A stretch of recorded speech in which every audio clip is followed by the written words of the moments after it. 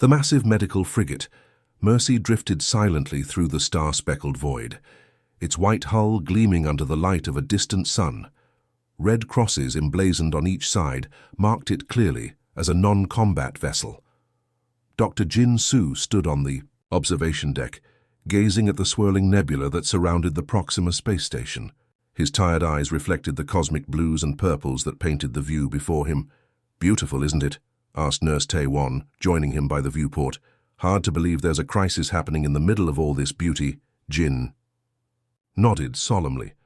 "The distress call said they have over 300 patients, many in critical condition, some kind of radiation leak from their quantum core." The Mercy led a convoy of 5 medical ships dispatched from Earth's Interplanetary Aid Division. Each vessel carried specialized medical equipment, emergency supplies, and some of humanity's best doctors. This mission was routine. Earth had been providing medical assistance to various species across the galaxy for decades, earning humans a reputation as the healers of the stars. "Captain Park says we'll dock in 30 minutes, Tae-won said, checking his holoband. "The medical teams are prepping the trauma units." The ship's comms suddenly crackled to life. "Dr. Jin to the bridge, emergency priority." Jin exchanged a concerned glance with Tae-won before hurrying through the gleaming white corridors of the Mercy. Crew members rushed past him, their faces tense. Something was wrong. The bridge doors slid open with a soft hiss. Captain Park stood rigid before the main view screen, her posture betraying her anxiety. "Doctor, we have a situation," she said without turning. "Look." Jin's eyes widened as he took in the scene displayed on the massive screen. 3 sleek predatory ships had appeared from behind Proxima Station. Their hulls were dark purple, almost black, with jagged lines that seemed to absorb rather than reflect light. Even without markings, Jin recognized their distinctive shape. "Alvari, warships," he whispered. "They just dropped out of stealth mode," Captain Park explained. "No warning, no communication." Jin felt his heart rate quicken. The Alvari were known throughout the galaxy as aggressive expansionists, but they had signed the Galactic Geneva Convention, like everyone else. Attacking medical ships was forbidden under interstellar law. "Hail them," Jin suggested. "Remind them we're on a humanitarian mission." Captain Park gestured to her communications officer, who nodded. "Channel open." "Alvari vessels, this is the Earth medical ship Mercy," Captain Park announced, her voice steady despite the tension. "We are responding to a distress call from Proxima Station. We carry no weapons and are protected under Article 7 of the Galactic Geneva Convention." Silence hung in the air for several agonizing seconds. The reply, when it came, was cold and filled with static. "Earth vessels, you violate Alvari space.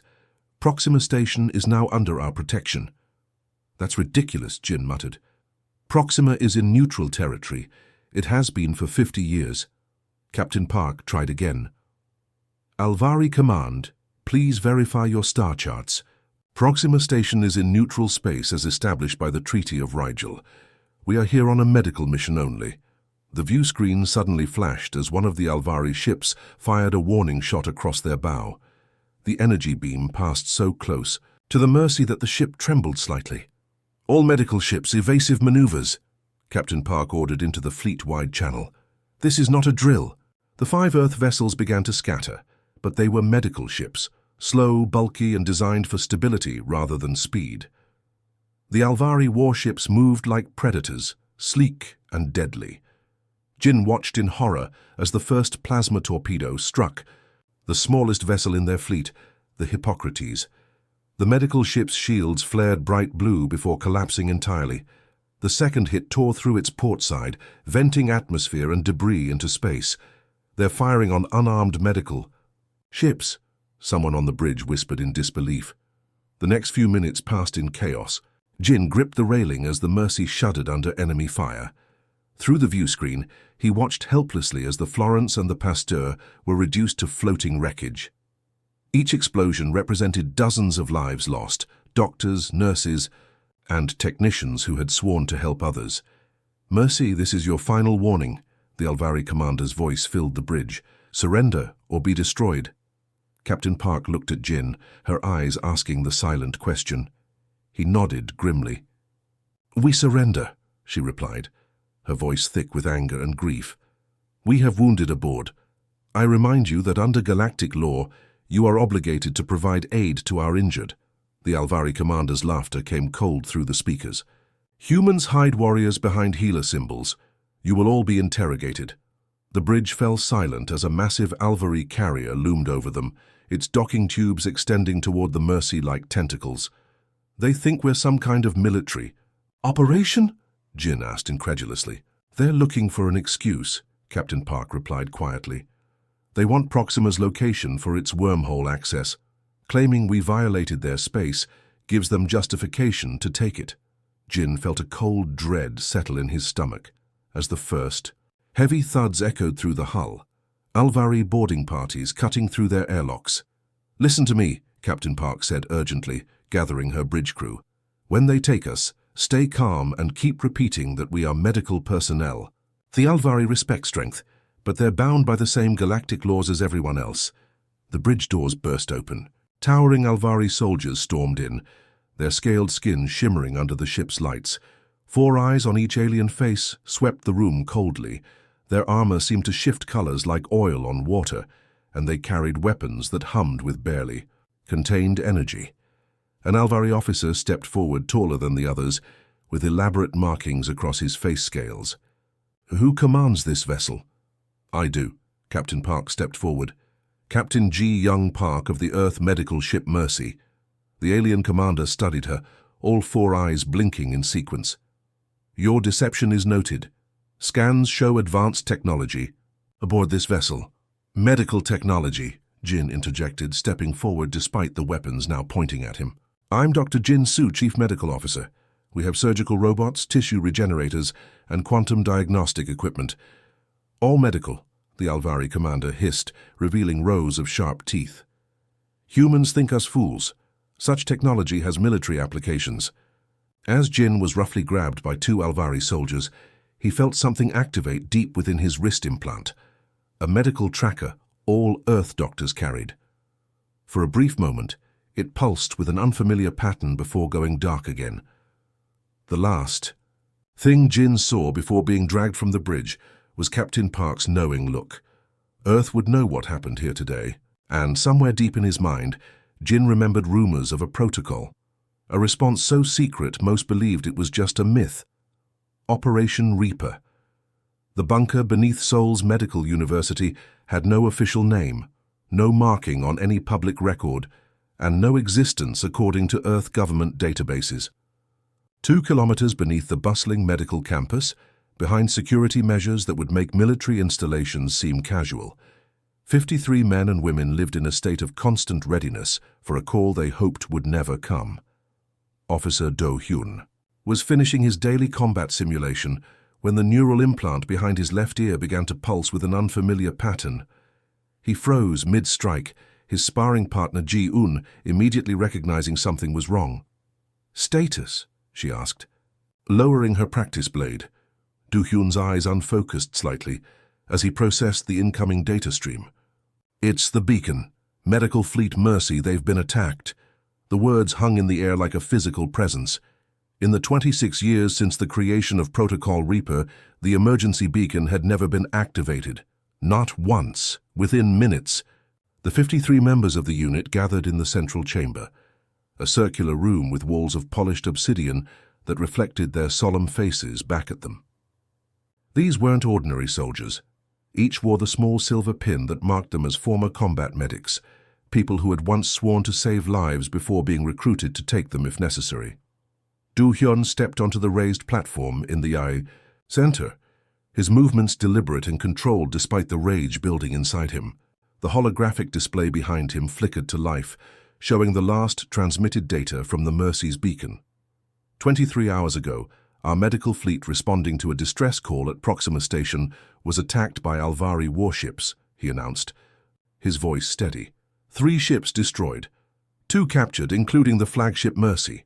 Gasps and murmurs rippled through the gathering. The Reapers knew what this meant. For decades, humanity had built its reputation as healers, establishing medical outposts and hospital ships that served all species without question. That sanctuary had been violated. The beacon transmitted the ship's final coordinates before going dark, Do-hyun continued, zooming in on a star map. The survivors have been taken to the Alvari detention facility on Corvus 9. Ji-un stepped forward. Survival probability. Unknown, Do-hyun admitted. But the beacon included biometric data from several medical personnel. Dr. Jin Soo, Chief Medical Officer, is confirmed alive, along with approximately 70 others. He gestured, and the wall panel behind him slid, open to reveal a massive view screen showing a man in a military uniform with the 5 stars of Earth Fleet Command. Reapers, the Admiral spoke without preamble. Protocol is now active. You are authorized for full deployment. Rescue our people and ensure this never happens again. The screen went dark, leaving the room in momentary silence. Prep your gear, Do-hyun ordered. We launch in 6 hours. As the others dispersed, Ji-un remained. Once they were alone, she approached Do-hyun, concern evident in her eyes. You know what this means, she said quietly. Once we're activated, there's no going back. The galaxy will know about us. Do-hyun nodded grimly. They should have thought of that before attacking. Our medics. 6 hours later, the Reapers assembled in the launch bay where their ship waited. The Thanatos was unlike any other vessel in Earth's fleet, a perfect merger of medical precision and military lethality. Its hull was midnight black, designed to absorb rather than reflect both light and scanning signals. The ship resembled a surgeon's scalpel stretched to 200 meters, elegant and deadly. Inside, the vessel was equally unique. The bridge seamlessly integrated with a medical bay that could serve as both healing center and tactical command. Weapons systems designed by people who intimately understood anatomy. Medical tools that could be repurposed for combat with terrifying efficiency. As the Reapers boarded, each entered a personal preparation chamber. Do-hyun watched through the glass as robotic arms descended from the ceiling of his pod, injecting him with the compound that activated his dormant enhancements. His eyes dilated as the chemical cocktail rushed through his system, awakening the nanites that had been sleeping in his bloodstream for years. His skin tingled as the microscopic machines reinforced his cellular structure. His vision sharpened, colors becoming more vivid, details more defined. He could feel his heart adjust its rhythm for optimal performance, his lungs extracting oxygen with enhanced efficiency. The Reapers weren't just soldiers with medical training. They were living weapons designed by the best minds on Earth, people who knew exactly how the body worked and how to push it beyond normal human limits. On the bridge, Do-hyun took his command chair as the other Reapers settled into their stations. Each moved with the fluid precision that came from their enhancements, their eyes glowing slightly from the activated nanites. Ship status? He asked. All systems optimal, reported Sunmi from the tactical station. Her fingers danced across. The holographic controls. Stealth systems engaged, wormhole drive primed. Do-hyun nodded. Navigation set course for Corvus 9. The young navigator Minho looked up from his console. Sir, that's deep in Alvari territory. Even with our stealth tech, we're looking at significant risk. They took our people, Minho, Do-hyun replied. Calmly. We're going to get them back.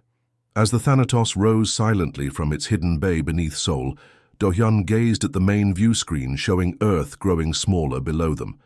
For decades, humanity had presented itself to the galaxy as peaceful explorers and healers. The Alvari were about to learn why that had been a choice, not a necessity. Wormhole drive engaging in 30 seconds, announced the ship's AI in a soothing female voice. Do-hyun addressed his crew one final time before they left Earth space. Remember your training. We are still healers at heart. Use minimal force. When possible. He paused, his expression hardening. But make no mistake. Anyone who stands between us and our medical personnel will understand exactly why Earth created the Reapers. The space before the Thanatos twisted and folded, a swirling tunnel of blue-green energy opening like a cosmic maw. The ship accelerated smoothly, slipping into the artificial wormhole that would carry them across hundreds of light years in mere hours. As Earth disappeared behind them, Do-hyun silently promised the captured medics that help was coming, and the Alvari would soon regret their mistake. The Thanatos emerged from the wormhole in the shadow of Corvus 9's larger moon, the ship's black hull absorbing both light and detection signals. On the bridge, Officer Han studied the holographic display of the Alvari detention facility, a massive structure carved into the moon's cratered surface. Red dots representing life signs pulsed throughout the three-dimensional map, clustered, most densely in the central holding area. 73 human biosignatures detected, Han reported, his enhanced eyes tracking the minute details of the scan. Most appear stable, though some show signs of physical stress. Do-hyun nodded grimly. Any sign that they've detected our arrival? Negative, Sunmi replied from tactical. Their patrol ships continue standard routes. Defense systems remain. At normal alert status. Han checked his specialized equipment one final time. Unlike conventional military units, the Reapers carried tools that blurred the line between healing and harming. His neural disruptor resembled a medical scanner, but could render an opponent unconscious with precisely targeted pulses. The paralytic darts in his wrist launcher contained compounds derived from emergency anesthetics, calibrated specifically for Alvari physiology. Insertion team, prepare for deployment, Do-hyun ordered. Remember, our primary objective is extraction. With minimal casualties, we're not here for revenge. Han caught the subtle emphasis on primary. Everyone understood the unspoken secondary objective. Ensure no one would target Earth's medical personnel again. 20 minutes later, Han and 4 other Reapers crouched in the airlock of their stealth shuttle, hovering just meters above the moon's surface. Each wore form-fitting black armor with medical symbols etched in dark red, invisible except under specific light conditions. Their helmets featured adaptive camouflage technology that adjusted to surrounding environments. Atmospheric composition confirmed breathable, the shuttle's AI reported. Local gravity at 0.8 Earth standard. Han checked his team one last time. Masks on, stealth protocols active, communications on secure channel only. The airlock opened, silently, and the 5 Reapers dropped to the dusty surface, their boots barely disturbing the regolith thanks to impact-dampening technology. They moved like shadows toward a maintenance airlock identified in the facility schematics, their movements fluid and precise, the result of both extensive training and nanite enhancements. At the airlock, Han placed a small device against the control panel. The advanced decryption tool pulsed once, interfacing with the Alvari security system. 5 seconds later, the outer door slid open without triggering any alarms. "We're in," Han sub-vocalized through the neural comlink. Proceeding to primary. Target. Inside the detention facility hummed with activity. Alvari guards in their distinctive scaled armor patrolled the corridors, their 4-eyed faces alert but unsuspecting. The Reapers split into 2 teams, Han leading the extraction group, while the others moved toward the facility's security hub. Han pressed himself against a wall as a patrol approached, the adaptive camouflage of his suit blending perfectly with the metallic surface. The 2 Alvari guards passed so close that Han could smell their distinctive sulfur-tinged breath. Neither noticed the slight shimmer in the air as he and his teammate Yoon slipped past. They encountered their first obstacle, at a security checkpoint leading to the detention level. 2 guards stood alert at a scanner that would detect even their advanced stealth technology. Han exchanged a silent glance with Yoon. With barely perceptible nods, they synchronized their movements. Han's hand went to his belt, selecting a microdrone, disguised as local insect life. He released it, the tiny robot buzzing down the corridor away from the checkpoint. When it released its distraction pulse, both guards turned toward the sound. In that moment of inattention, Han and Yoon struck simultaneously. Han's fingers found the precise nerve cluster at the base of the first guard's neck, a pressure point he had studied in Alvari anatomy. The guard collapsed without a sound, not dead but in a state of temporary neural shutdown that would last precisely 2 hours. Yoon's target dropped equally silently, the second guard joining his companion on the floor without having triggered any alarm. "Checkpoint clear," Han reported, proceeding to detention level.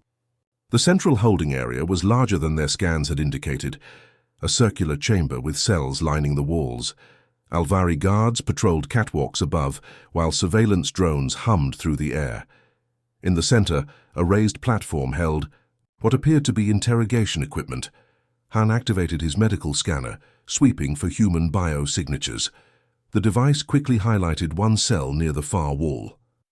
"Found the primary target," he whispered. "Dr. Jin Su, cell block 7. Moving silently along the shadows of the upper walkway, Han approached the cell. Through the energy barrier, he could see the doctor sitting on a simple bench, his medical uniform torn and stained. Despite this, Jin's posture remained defiant. His gaze steady even in captivity. Han checked the corridor before tapping a command into his wrist computer. The energy barrier flickered momentarily before stabilizing at a frequency that allowed passage. He slipped inside. Dr. Jin looked up in shock as a figure seemed to materialize from thin air, the stealth camouflage deactivating to reveal a human in black armor. "Dr. Jin Su?" Han asked quietly. "I'm Officer Han of Earth Special Forces. We're getting you out." Jin stared in disbelief. "How did you even find us?" "The Alvari jamming technology." "We followed your medical implant signal," Han explained, helping Jin to his feet. "Every Earth medic carries one. It's how we found all 73 of you." Jin's eyes widened. 73? That many survived? What about Captain Park? "She's in the neighboring cell block. My team is extracting her now." Han handed Jin a small device. "Place this on your chest. It'll make you invisible to their security systems." As Jin applied the device, its adaptive technology spread across his body, rendering him nearly invisible. Han checked his tactical display, noting with satisfaction that the other teams were reporting similar success throughout the facility. "Who are you people?" Jin asked as they moved toward the cell exit. "I've never heard of any Earth Special Forces that could do this." Han paused, considering his answer. "We're the response Earth hoped never to use, Doctor. The Reapers." Jin's expression showed recognition. "The Reapers? I thought that was just a myth, a story to reassure medical personnel in dangerous zones." "No myth," Han replied as they slipped out of the cell. "Every member of my team was once a combat medic like you. The difference is what happened after." They moved silently through the corridors, occasionally pausing as Han neutralized an Alvari guard with precise, non-lethal strikes. Jin watched in amazement as each opponent dropped without a sound, disabled by someone who clearly knew exactly which nerves to target for maximum efficiency. "The extraction point is 2 levels up," Han explained, as they reached a maintenance shaft. "Your colleagues are being gathered there now." As they climbed, Jin finally asked the question that had been building.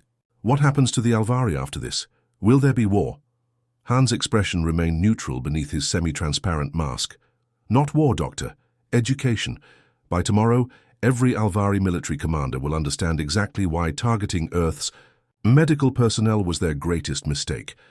From somewhere deep in the facility, alarms finally began to sound.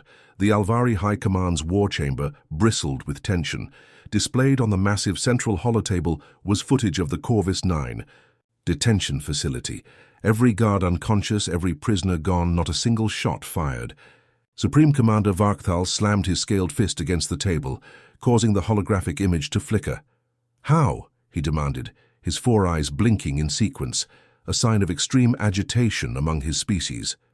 "How did humans penetrate our most secure facility without triggering alarms until the prisoners were already gone?" The military advisors shifted uncomfortably. None wanted to deliver the additional bad news. "Speak," Varkthal hissed. General Nishtar stepped forward, her ornamental head scales fully extended in a display of formal respect. "Supreme Commander, we've received reports of similar infiltrations at 7 other facilities across our territory. Medical, supply depots primarily." "They stole our medical supplies?" Varkthal asked, confusion evident in his flanged voice. "No, Supreme Commander," Nishtar replied cautiously. "They redistributed them to the labor colonies in the outer systems." Silence fell across the chamber. The labor colonies were a sensitive subject, nominally autonomous worlds that provided resources to the Alvari Empire under arrangements most galactic powers considered exploitative. "They're making a statement," another advisor observed, "showing they could strike anywhere but choosing only medical targets." Varkthal's scales flushed dark purple with rage. They humiliate us. First they infiltrate our space with disguised military vessels, then they mock our security. He straightened to his full height, nearly 3 meters of armored reptilian fury. They will learn the consequences of challenging the Alvari Empire. 12 hours later, alarms blared through the pediatric wing of New Beijing Colonial Hospital. Dr. Li ran toward the emergency blast doors as they automatically sealed, cutting off the oxygen-rich atmosphere needed for the youngest patients with still developing lungs. "Override code Medical Alpha 7, she shouted at the computer system, which remained ominously silent. On her monitor, she could see external cameras showing an Alvari strike vessel hovering above the hospital's main landing pad, its weapons trained on the building. "This is a medical facility," she screamed into the emergency broadcast system. "We have 300 patients, many of them children." The Alvari ship's only response was to fire a precision strike at the hospital's power core, plunging the facility into darkness before backup systems engaged. Similar attacks occurred simultaneously at 7 other Earth medical facilities across the colonial frontier. Aboard the Thanatos, Dr. Jin and the rescued medical personnel watched the incoming reports with horror. The main view screen showed live feeds from each targeted hospital, medical staff desperately evacuating patients as Alvari ships circled overhead. "They're attacking hospitals," Jin whispered, his voice hollow with disbelief. "Civilian hospitals." Do-hyun's expression remained calm, but his eyes had taken on a dangerous gleam. He turned to Sun-mi at the tactical station. "Casualties?" "Minimal so far," she replied, scanning incoming data. "The attacks appear calibrated to disable rather than destroy. They're sending a message." "As were we," Do-hyun noted quietly. He activated the ship-wide communication system. "All Reaper units to the command deck. Phase 2 is now authorized." Jin looked at him sharply. "Phase 2? What are you planning?" "A proportional response," Do-hyun answered, his tone neutral despite the cold fury in his eyes. "They escalated from military targets to civilian medical facilities. We will respond in kind." Within minutes, the command deck filled with Reaper personnel. At the center of the group stood Sun-mi, the unit's biological warfare specialist. Her delicate features contrasted with her reputation. She had once developed a cure for the Procyon plague that saved millions across 3 star systems. "The pathogen is ready," she announced, bringing up a holographic model of a molecule that rotated slowly above the central table. "Strain RX-437, specifically engineered to target the modified genetic markers present only in Alvari military castes." The molecule expanded, revealing a complex structure that Jin, with his medical background, recognized as both elegant and terrifying in its precision. "What does it do?" he asked, professional curiosity momentarily overriding his concern. "Temporary paralysis," Sun-mi explained. "It affects the neural pathways controlling voluntary movement without impacting autonomic functions. The subjects remain fully conscious and able to breathe. Their hearts continue beating, but they cannot move." Jin studied the molecular structure with growing understanding. "You designed this specifically for Alvari physiology." "We have contingency plans for 17 species," Han explained from nearby. "Developed over decades, but never deployed. Until now." Do-hyun nodded to Sun-mi. "Begin deployment. Target military installations only." Sun-mi's fingers danced across her console, activating systems deep within the Thanatos. On the external hull, specialized launch tubes opened, releasing thousands of microscopic drones no larger than dust motes. Each carried a precisely calibrated dose of RX-437, programmed to seek out Alvari military installations across 7 star systems. "Deployment complete," Sun-mi reported. "First effects should be visible within 6 hours." Jin watched the proceedings with mixed emotions. As a doctor, the weaponization of medicine troubled him deeply, yet he couldn't deny the precision of the approach, a response that would cripple the Alvari military without a single death. "You could have created something lethal," he observed quietly to Sun-mi. She met his gaze steadily. "We are still healers, Dr. Jin. Death is easy. This is harder and more effective." 5 hours later, the first reports arrived. On the Alvari homeworld, elite guard units collapsed in formation, their bodies suddenly unresponsive to commands. At orbital defense stations, operators found themselves unable to move, watching helplessly as their consoles blinked with incoming communications.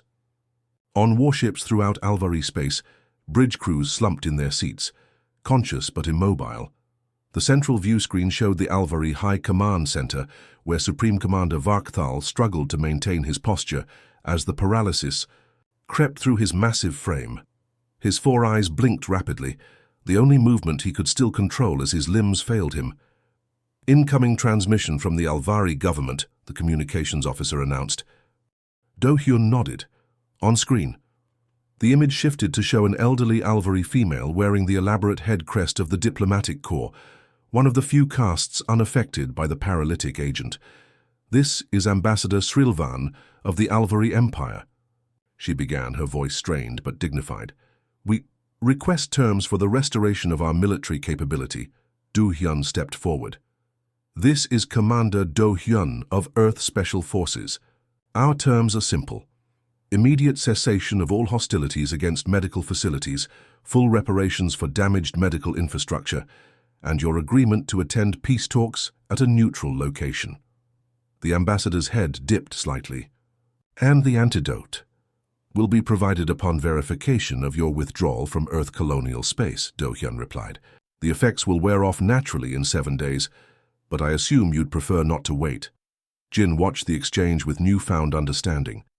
The Reapers had calculated everything perfectly, a demonstration of power that left the Alvari no choice but to negotiate, yet caused no permanent harm. One more thing, Do-hyun added, his voice hardening slightly. The next time you consider attacking medical personnel or facilities, remember this day. Remember how easily we could have made this permanent. The ambassador's scales paled to a light blue, the Alvari equivalent of a fearful blush. Understood, Commander. We will prepare for peace talks immediately.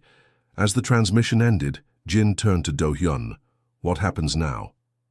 Now, Do-hyun replied, a hint of satisfaction in his voice. The galaxy learns why attacking Earth's medics was the worst mistake the Alvari could have made. The neutral space station Harmonia hung like a gleaming silver needle against the backdrop of the Azure Nebula. Its design reflected its purpose, neither a military outpost nor a trading hub, but a diplomatic sanctuary where 17 different species had negotiated peace throughout the centuries. Today, it would host perhaps its most consequential meeting. In recent galactic history, the Thanatos approached slowly, its weapons systems dormant, its normally stealth black hull now bearing the clear markings of an Earth diplomatic vessel. From the observation deck, Dr. Jin watched the station grow larger in the viewport, still processing everything that had occurred in the past 2 weeks. Nervous? Asked Do-hyun, joining him silently. Jin considered the question. I'm a doctor, not a diplomat. I've never represented Earth in anything more significant than a medical conference. That's exactly why you're perfect for this, Do-hyun replied. You were there from the beginning. You saw what they did to the medical fleet, and you witnessed our response. You represent both the healer and the harmed. The ship docked with perfect precision, magnetic clamps securing it to the station's exterior.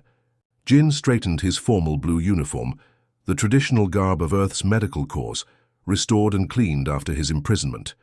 At his collar, he now wore a small silver pin in the shape of a medical caduceus overlaid with a scythe. The symbol of the Reapers. Remember, Do-hyun said as they walked toward the airlock, the Alvari respect strength above all else. Do not apologize for what we did. Do not show uncertainty. The Harmonia's main conference chamber was a marvel of diplomatic architecture, a perfectly circular room with 17 equal sections, no position more prominent than another.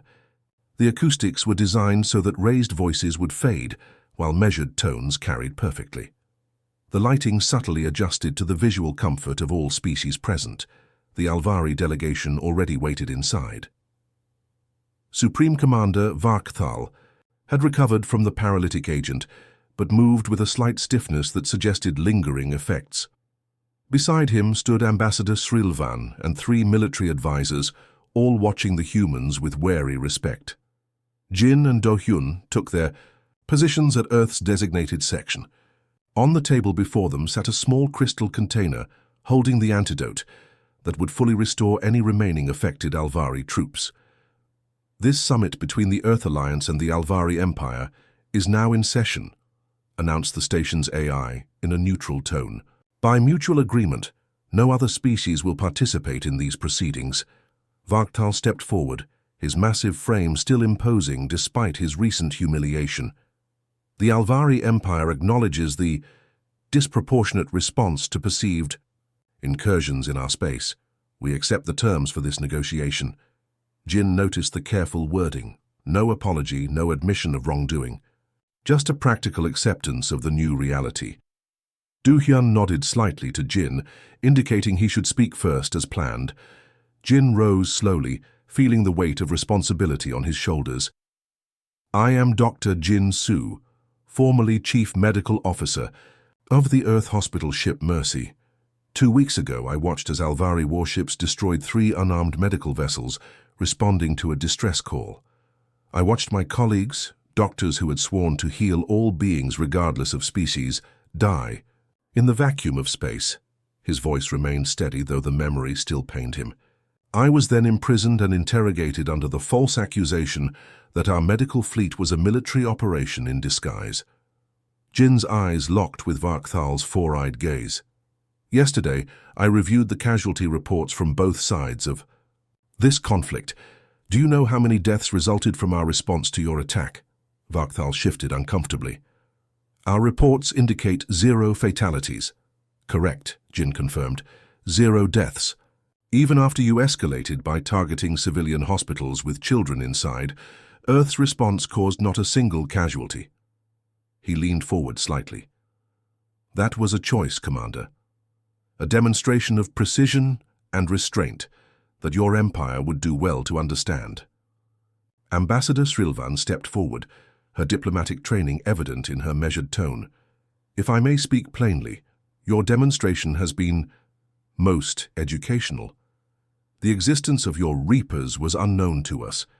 Had we been aware of such a force, you would have hesitated before attacking medical ships, Do-hyun interrupted. That is precisely the point, Ambassador. The galaxy now knows that Earth's peaceful nature is a choice, not a weakness. Jin opened a holographic display showing detailed scans of the Alvari military caste's genetic structure. Your species modifies your warriors genetically. Enhanced strength, reinforced skeletal structure, specialized vision.